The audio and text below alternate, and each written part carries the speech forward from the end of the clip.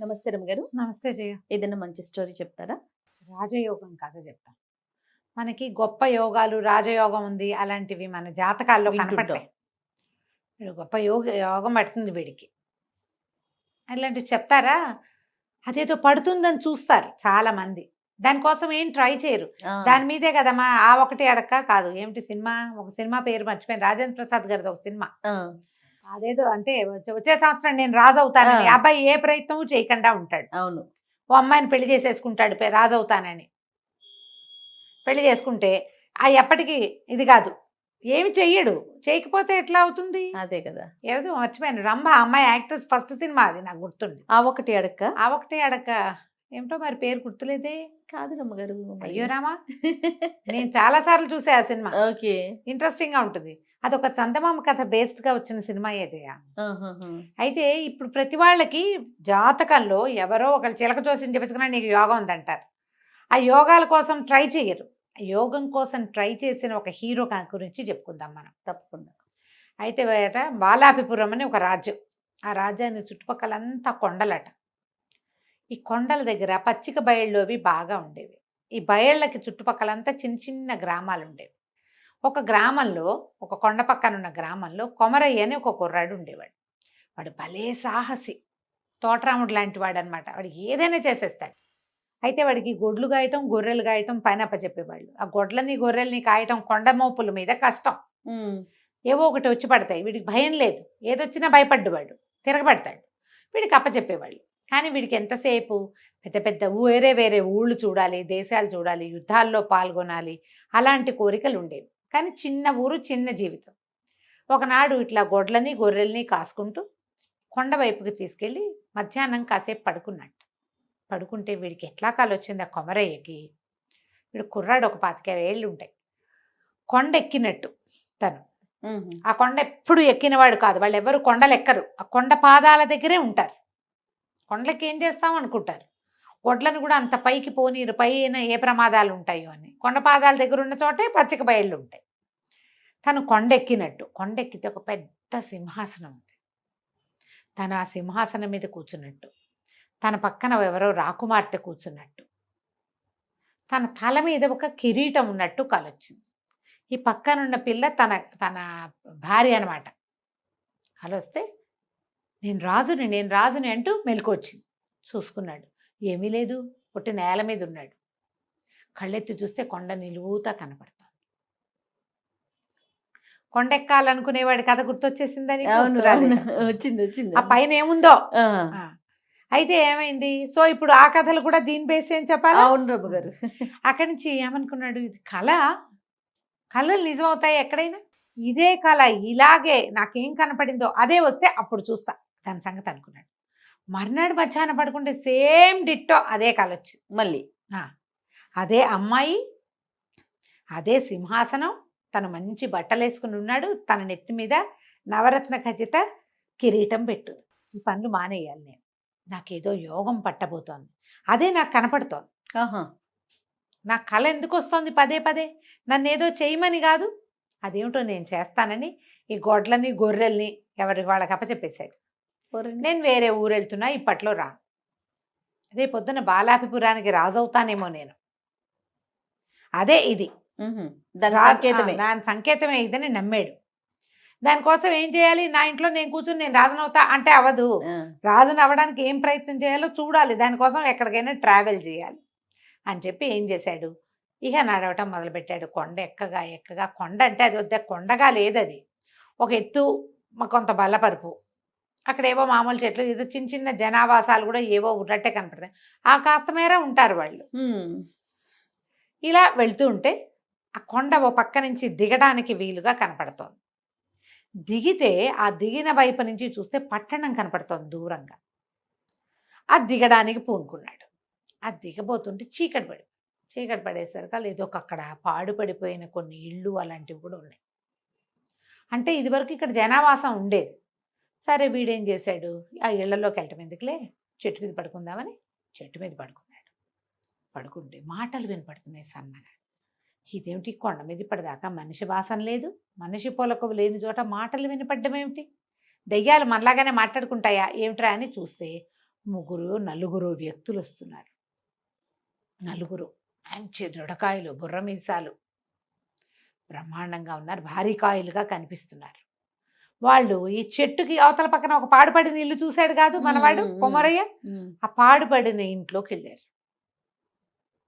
ఓహో, ఇక్కడ ఎవరో మనుషులు ఉంటున్నారనమాట, ఏమిటో చూద్దామని చెట్టు దిగేశాడు. దిగేసి చల్లగా ఇంకో పక్క నుంచి ఆ ఇంట్లోకి ప్రవేశించాడు. నలుగురు కాళ్ళు చాపుకుని పడుకుని ఉన్నారు. వాళ్ళు పడుకుంటే మాట్లాడుతున్నారు. వీళ్ళు దొంగలేమో అనిపించింది. వాళ్ళ దగ్గర మూటలు, సామాన్లు, కత్తులు, పిడిబాకులు అన్నీ తీసి పక్క పెట్టారు. అందులో ఒకడు కాళ్ళు చాపుకున్నవాడు, ఎరా గుంటనక్క, ఇవాళ ఏం దొరికిందిరా నీకు అని అడిగాడు. అడిగితే రెండో వాడు, నలుగురు ఉన్నారుగా, ఒకడు నాయకుడు, ముగ్గురు అతని వీళ్ళు అనమాట, సైన్యం లాంటి వాళ్ళు పక్కన ఉండేవాళ్ళు, తోడుండేవాళ్ళు. ఆ గుంటనక్క చెప్తున్నాడు, ఇవాళ నాకు ఒక వ్యాపారస్తుడు కనపడ్డాడు.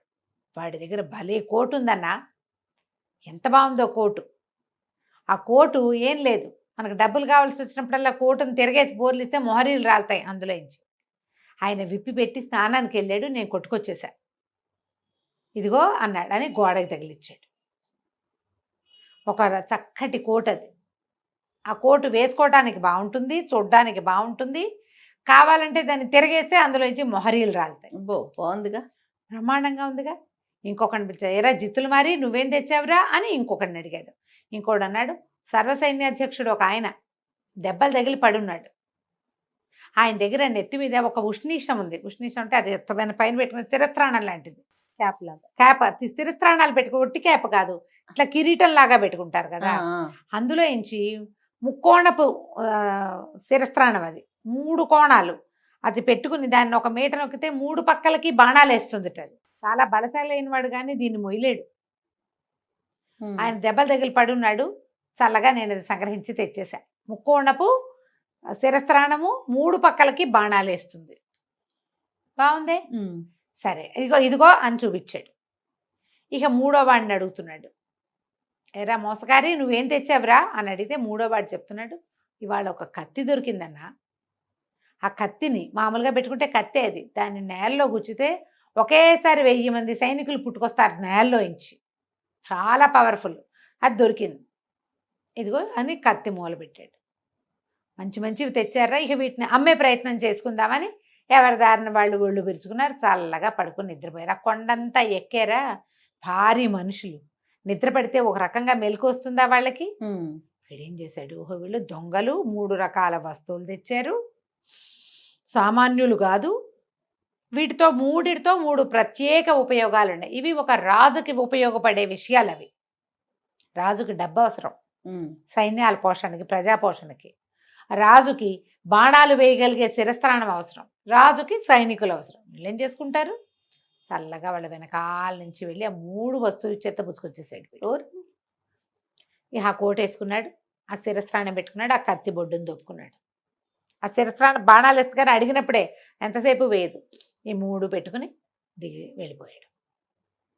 సరే ఏదో ఒక పోటకోళ్ళ ఇంటి దగ్గర ఆగాడు, కోటు విప్పి దులుపుకుంటూ ఇన్ని మొహరీలు రాలిని మళ్ళీ వేసుకున్నాడు. దాన్ని చక్కగా అక్కడ డబ్బులు ఇచ్చి సుష్టుగా భోజనం చేసి శుభ్రంగా స్నానం చేసి తయారయ్యి మళ్ళీ కోటు ధరించి కత్తికి ఒక ముందంతా లేవు వాడి దగ్గర, అంగాస్త్రం వాడి తువ్వాలు ఉంటుంది అది పెట్టి కట్టుకున్నాడు కత్తి. ఇప్పుడు కత్తి పెట్టుకోవడానికి అన్ని సాధనాలు చక్కగా డబ్బులు ఉన్నాయిగా, ఇవన్నీ తీసుకుని రాజుగారిని చూడడానికి వెళ్ళాడు.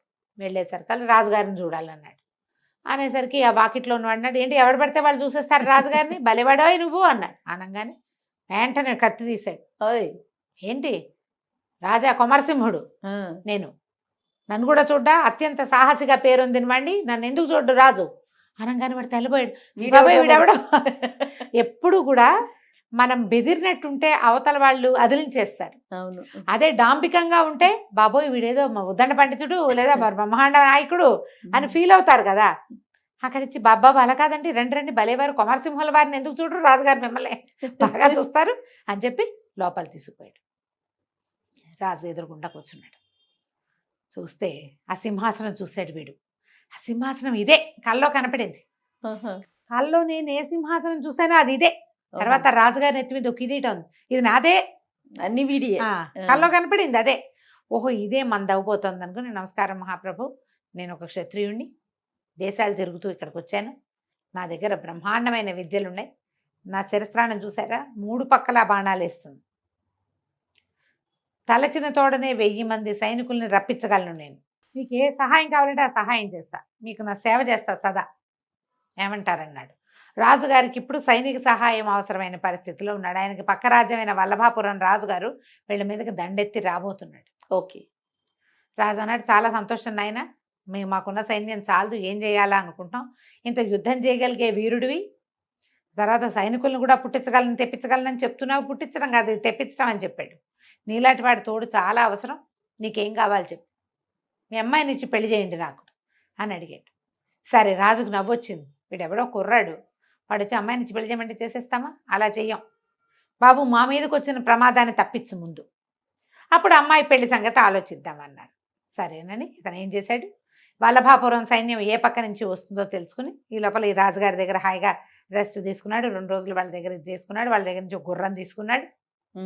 ఏ దిక్కుగా వల్లభాపురం రాజ్యాలు వస్తున్నాయో ఆ దిక్కుకి ఒక్కడే వెళ్ళాడు. వెళ్ళి తన కత్తిని నేలలో గుచ్చి 2 సార్లు గుచ్చి 2000 మంది సైనికుల్ని సృష్టించాడు. యుద్ధం అక్కడి నుంచి తన మీట నొక్కి తన ముక్కోణపు శిరస్త్రాణం నుంచి 3 పక్కలకి బాణాలేసి సాధ్యమైనంత చేయగలిగినంత యుద్ధం చేసి అవతల పారేశాడు. అంతే. వల్లభాపురం వాళ్ళు పరిగెత్తి పారిపోయారు. వీడేంటి ఉన్నట్టు నేల ఎన్నట్టు ఇంతమంది జనం వచ్చారు, ఒక్కడి మీదకి ఒక బాణం వేస్తే 3 పక్కల నుంచి 3 చంపేస్తున్నాడు వాడు. దాంతో వీడితోటి పనికిరాదని వాళ్ళు సంధి కాగితం రాసి ఓ తెల్ల జెండా ఎగరేసి పారిపోయారు. మళ్ళీ రాము మీ దగ్గరికని. అయితే కప్పం కట్టించి, మీరు మా యుద్ధం చేయటానికి వచ్చారు, ఈ ఖర్చులన్నీ ఎవరిస్తారని వాళ్ళతో డబ్బులు కట్టించి ఆ డబ్బులన్నీ తన సైనికులతో మోయించుకొచ్చి రాజుగారి ఎదుటి పోసాడు. రాజు ఆశ్చర్యపోయాడు. ఆయన కొంతమంది చారులను పంపించి తెలుసుకున్నాడు, వల్లభాపురం వాళ్ళు జన్మలో రారు ఇంకా, పైగా వాడు ప్రచారం చేస్తాడు, వీడి దగ్గరికి వెళ్తే ఇక్కడ ఎవడో ఒకడు ఉన్నాడు బ్రహ్మాండ నాయకుడు, వీడు మామూలు వాడు కాదు, 3 పక్కల బాణాలు వేస్తాడు, ఇవన్నీ చెప్పుకుంటారు కదా, దాంతో ఇంకెవరు రారు. దాంతో రాజుగారు చాలా సంతోషించాడు. భలేవాడు నాయన, నువ్వు చాలా గొప్పవాడివి, మా అమ్మాయి నుంచి పెళ్లి చేస్తానని అమ్మాయిని రప్పిస్తే వీడు కల్లో చూసింది ఈ అమ్మాయిదే, ఓహో ఇదే ఆ అమ్మాయి అని సంతోషించాడు. రాజుగారు ఇంకా వీడి కులం లేదు గోత్రం లేదు, నేను క్షత్రియుడిని అన్నాడు, యుద్ధం చేస్తున్నాడు చాలు, అంతే. అప్పటికి 11వ రోజున ముహూర్తం చూసి చక్కగా పెళ్లి చేసేశారు. తన కిరీటం తీసి అల్లుండి ఎత్తి మీద పెట్టాడు. వాడు కల్లో చూసిన సింహాసనము కిరీటము అమ్మాయి 3 కుదిరినాయి వాడికి. హాయిగా రాజ్యం చేసుకున్నాడు. ఆ రాజ్యానికి చుట్టుపక్కల ఎక్కడి నుంచి ఏ ప్రమాదము రాలా అతను ఉన్నంత కాలం. కాదు కంచికి మనం ఇంటికి ఇలా జరిగితే ఎంత బాగుంటుంది కాదు జయ. యోగం ఉందని చెప్తే దానికోసం ప్రయత్నం చేసి సక్సెస్ అయిన వాళ్ళు కోకొల్లలు ఉంటారు.